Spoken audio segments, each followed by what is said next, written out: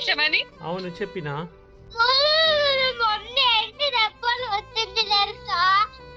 సరే సరే సరే, ఇప్పుడు ఒక పని చేయి, అమ్మకి నువ్వు మంచిగా డ్రాయింగ్ వేసి. నువ్వేం అబద్ధం చెప్పట్లే కానీ ఇంకోసారి అమ్మని కొట్టొద్దని చెప్తా. నువ్వు మంచి డ్రాయింగ్ వేస్తావా మరి? చెప్పు, నానేం అడుగుతున్నాడు, నువ్వేం చెప్తున్నావు? మనిషి నువ్వు మంచి డ్రాయింగ్ వేస్తావా లేదా?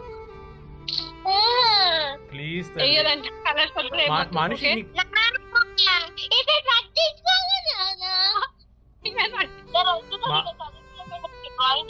మనిషి